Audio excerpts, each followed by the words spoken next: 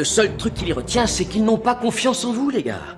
Et pourquoi ils auraient confiance? Regardez-vous, une bande de pauvres vendeurs véreux, pas vrai?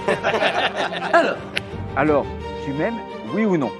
Voilà en réalité la question qui pourrait résumer la vente. Mais en fait, il faut bien comprendre comment cela fonctionne pour pouvoir justement obtenir la confiance de vos clients. Et ce que j'ai pu comprendre, c'est qu'il y a un doute que connaissent bien les sportifs, c'est la peur de gagner. La peur de gagner fait perdre des opportunités commerciales, comme pour les sportifs de haut niveau. Et pour les sportifs de haut niveau, on va travailler ce point d'un point de vue psychologique. Les vendeurs qui utilisent la défiance commerciale, c'est-à-dire qu'ils vont devoir être obligés de pouvoir mentir, tricher et manipuler pour essayer de ne pas perdre un deal, augmentent en réalité le risque de perdre ces deals par rapport à un vendeur qui utilise le bon fonctionnement de la confiance pour pouvoir gagner ses deals. Et pourquoi il y a cette différence? Parce que justement, un vendeur qui connaît le fonctionnement de la confiance pour pouvoir gagner ses deals saura dire non à ses prospects pour les bonnes raisons. Alors qu'un commercial qui utilise la défiance pour pouvoir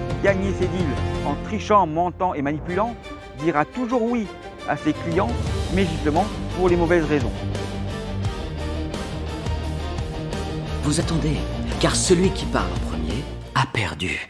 Quelle est la seule chose contre laquelle vous ne pouvez pas lutter pour pouvoir gagner vos deals? Je vais vous laisser réfléchir 3 secondes sur ce sujet pour que vous puissiez trouver quel est l'élément contre lequel vous ne pouvez absolument rien faire pour pouvoir gagner vos deals. 1, 2, le seul élément contre lequel vous ne pourrez absolument pas gagner, quels que soient les arguments que vous allez pouvoir utiliser, est tout simplement la mauvaise foi. Mais ce qui est important de comprendre dans une négociation pour pouvoir justement amener votre prospect sur le chemin que vous souhaitez qu'il puisse prendre pour pouvoir vous faire confiance, et justement de pouvoir contrôler un certain nombre d'éléments dans les 3 phases d'un cycle de vente, mais également à travers les objections que votre prospect ou votre client est en train d'avoir à votre rencontre pour savoir si vous, en tant que vendeur, vous pouvez lui faire confiance. Voilà en fait le seul moyen de pouvoir gagner vos deals. Non pas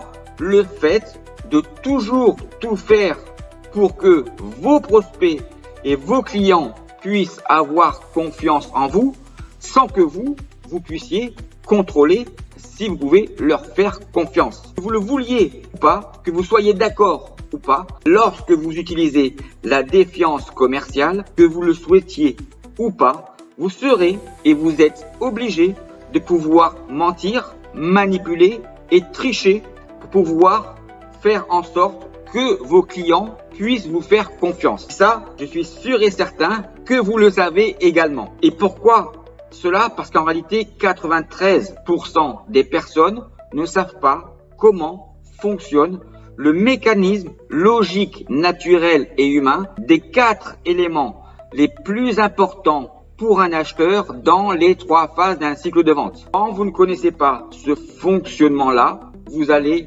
utiliser la défiance commerciale, et la défiance commerciale, la finalité de la défiance commerciale n'est que l'utilisation de la mauvaise foi. Donc, contre la mauvaise foi, vous ne pourrez être jamais gagnant, à moins d'utiliser vous aussi la mauvaise foi pour pouvoir gagner vos deals. Là, vous pourrez être raccord avec votre acheteur. Mais le problème que vous allez avoir va être après la vente. Puisque lorsque vous faites un deal basé sur la mauvaise foi sera toujours présente. À la moindre occasion, votre client ira voir ailleurs et malheureusement, vous ne pourrez pas avoir une relation de confiance dans le long terme avec votre client. Voilà exactement ce qu'il se passe lorsque vous construisez un deal basé sur la mauvaise foi. Je vous souhaite maintenant à tous et à toutes une excellente journée, d'excellentes ventes et surtout, n'oubliez pas de prendre soin de vous et soin des autres. Au revoir.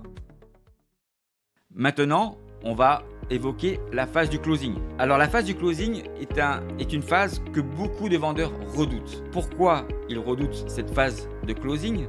Justement, peut-être en n'ayant pas bien identifié le budget réel du prospect en fonction de ses attentes et besoins, mais surtout en fonction du risque. La raison pour laquelle beaucoup de vendeurs redoutent la phase du closing tout simplement parce qu'ils ont peur de perdre un deal et non pas de le gagner.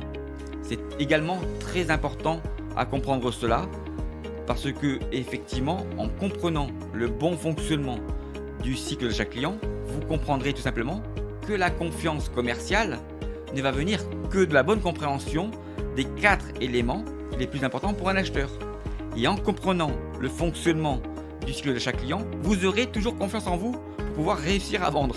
Pourquoi ils redoutent cette phase-là? Parce qu'ils ont peur d'être hors budget et d'entendre une objection « mais c'est trop cher ». Cette objection « mais c'est trop cher » ne devrait pas arriver si vous avez bien traité le budget et le prix dans la phase de découverte. Et vous allez comprendre qu'en réalité, la phase dans le closing, le budget sera une validation simple et naturelle de votre acheteur par rapport aux moyens qu'il a, par rapport aux attentes et aux besoins qui existent dans une vraie opportunité commerciale. Alors je vais vous donner une astuce maintenant pour justement ne pas avoir peur de parler d'argent et de budget dans votre closing. Le plus simple pour pouvoir justement rentrer confortablement dans votre closing et à chaque fois en réalité que vous réalisez une action dans votre cycle de vente et de valider juste un peu avant que les 4 paramètres n'ont pas changé d'emplacement par rapport aux réponses qu'a pu vous donner votre interlocuteur. Si vous vous apercevez que les 4 éléments que vous traitez d'une manière simultanée, je dis bien simultanée, dans l'ensemble des 3 phases d'un cycle de vente et des différentes étapes de votre processus commercial ne sont pas à leur bon niveau, vous devez les réajuster et comprendre pourquoi ils ont bougé avant d'avancer.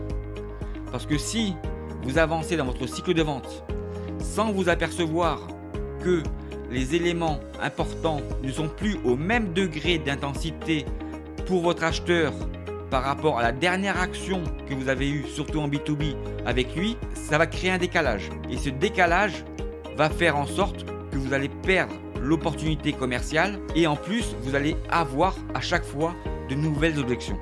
Pour éviter les objections, il faut contrôler en permanence.